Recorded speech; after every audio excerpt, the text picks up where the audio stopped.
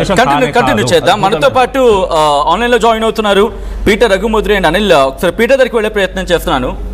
Okay Peter, నా మాట వినిపిస్తుందా అండి?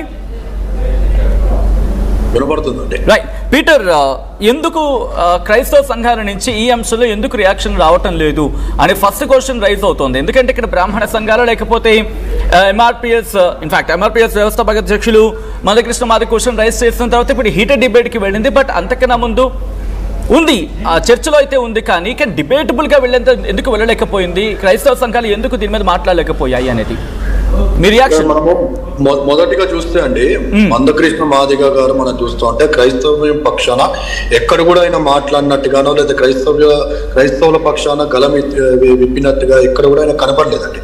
ఆయన ఎక్కడ చూసినాడు కులం బేస్ మీదనే లేకుంటే దళితుల బేస్ ఆ ప్లాట్ఫామ్ మీదనే ఆయన సుమారుగా 30-35 ఇయర్స్ ఆయన యుద్ధం చేసినట్టుగా లేకుంటే కేసుల విషయంలో కొట్లాడినట్టుగా కనపడింది. కానీ క్రైస్తవుల పక్షాన ఎక్కడ కూడా క్రైస్తవుల పైన దాడులు జరిగినప్పుడు కానీ క్రైస్తవ చర్చిల మీద దాడులు జరిగినప్పుడు, పాస్టర్లను కొట్టినప్పుడు, పాస్టర్లను చంపినప్పుడు, అంతెందుకంటే మొన్న జరిగిన ప్రవీణ్ పగడాల గారి విషయంలో కూడా ఆయన ఎక్కడ కూడా ఒక స్టేట్మెంట్ ఇచ్చినట్టుగా లేదు.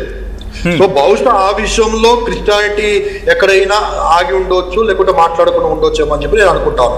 రెండవ పాయింట్, ఇప్పుడు ఇంతకుముందు పెద్దలు రెండవ స్పీకర్ ఎవరైతే మాట్లాడి ఉన్నారో వారు లాస్ట్ లో ముగిస్తూ ఒక పాయింట్ ఏమన్నారంటే ముల్లాలను కానీ పాస్టర్లను కానీ ఎందుకు ప్రశ్నించట్లేదని చెప్పి వారు అడుగుతా ఉన్నారు.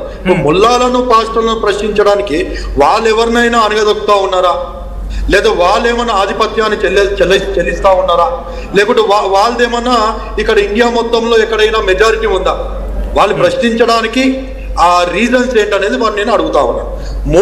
మూడో పాయింట్ అండి, ఇప్పుడు మందకృష్ణ మాదిగ గారు రెస్పెక్టెడ్ టు హిమ్ ఆయన సుమారుగా సుదీర్ఘ 30-35 సంవత్సరాలు చేసిన ఏదో పోరాటం ఉందో ఆ పోరాటం వ్యర్థమని చెప్పి నేను అంటాను.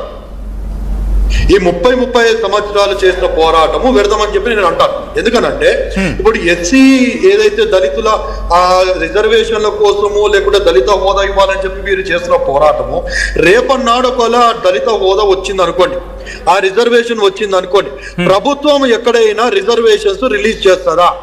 ఒకవేళ ప్రజెంట్ ఇప్పుడున్న రిజర్వేషన్స్ లో ఎంతమందికి ఉద్యోగాలు వచ్చాయి, ఎంతమంది బెనిఫిట్ అయ్యారు, ఎంతమంది దాన్ని పొందుకొని ఉన్నారు?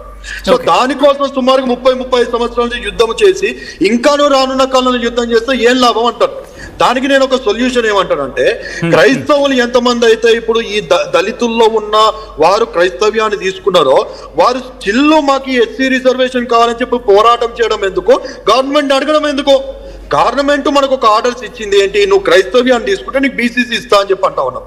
ఇప్పుడు ఈ బీసీసీ విషయంలో వాళ్ళు ఓసీలు కానీ రెడ్డిలు కానీ బ్రాహ్మణులు కానీ ఎవరైనా కానీ వాడు క్రైస్తవ్యాన్ని తీసుకుంటే అందరికీ ఈక్వల్ గా బీసీసీ ఇస్తే అది క్రైస్తవ్యానికి చేసిన మేలు కదా అని చెప్పి అంటారు. ఓకే కంటిన్యూ చేద్దాం. ఒక 2-3 ఇంట్రెస్టింగ్ క్వశ్చన్స్ రైజ్ అయ్యాయి.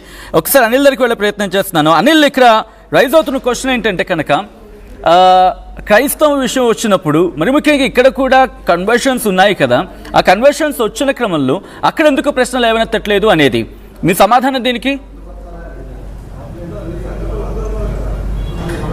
అనిల్ గారు, కెన్ యూ హియర్ మీ అండి? Yes, I'm not getting a sound actually, man. There is a problem with the sound, I think. Okay.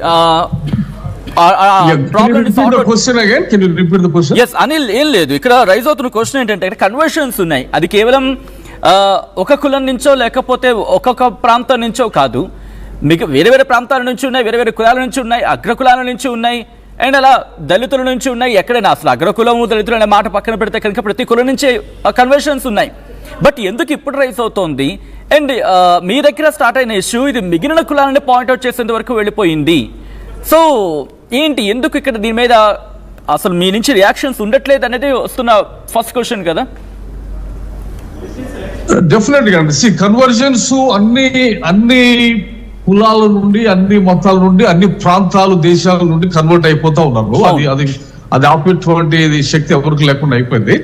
ఇక్కడ విషయం ఏమంటే, బట్ ఈ యొక్క వివక్ష అనేది ఏదైతుందో వీళ్ళు బయటకు వచ్చిన తర్వాత కూడా వీళ్ళ మీద కంటిన్యూస్ వివక్ష జరగటం అనేది అది దారుణం అని చెప్తా ఉన్నాం అనమాట. 1950 నుంచి ఆర్టికల్ దగ్గర మొదలు పెట్టుకొని దాని గురించి మందకృష్ణ మాదిగ బయటకు వచ్చి మాట్లాడతాన్ని